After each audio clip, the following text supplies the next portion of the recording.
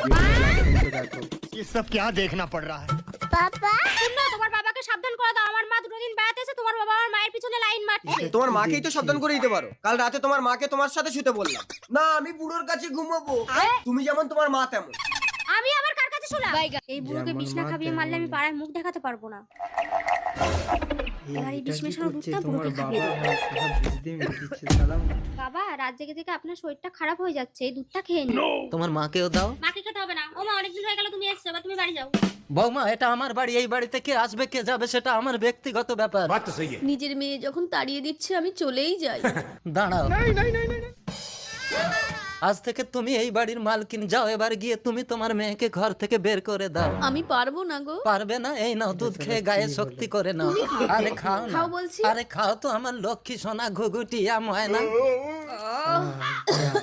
কি হলো darling? Darling